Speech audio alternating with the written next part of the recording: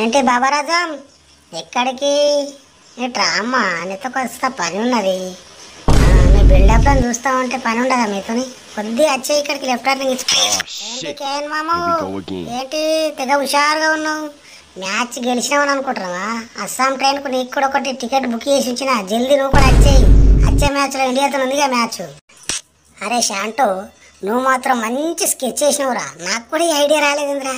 మళ్ళీ గెలిచిర్రు మనం బారిపోదామని చెప్పేసి అటు ఊగుతా ఉంటే కేనుమా వెళ్తే మళ్ళీ మర్రెడ్డి చూస్తా అన్న. అయితే టికెట్ బుక్ చేసినావురా?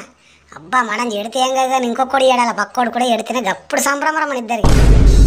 అబ్బా మీ కక్కుర్తి బుద్ధిలా మనవాడా.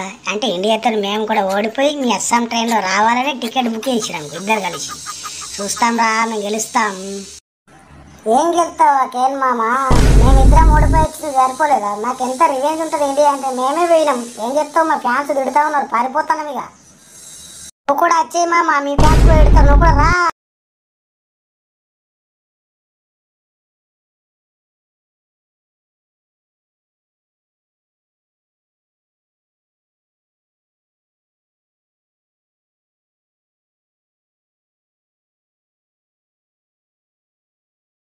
సరే సరే బాబరు, వచ్చేస్తాను. నేను కూడా వచ్చేస్తాను. నాకు కూడా తెలుసు, మేము కూడా వెనకనే వస్తామని. కానీ కాకపోతే ఇంత కొద్దిగా బిల్డప్ ఇవ్వాలా. ఎవరికి చెప్పద్దు, మనకి ముగ్గురు మధ్యలో ఉండాలి ఈ విషయము.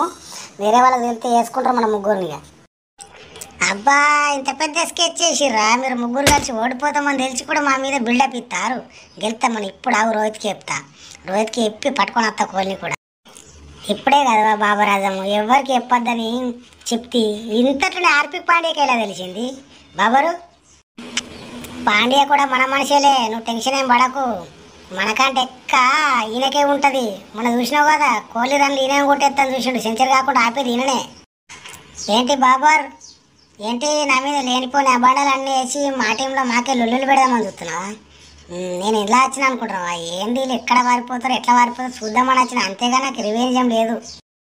హార్దిక్ నిజంగా నీకు వచ్చిన కష్టం పగోనికి కూడా రాకూడదు.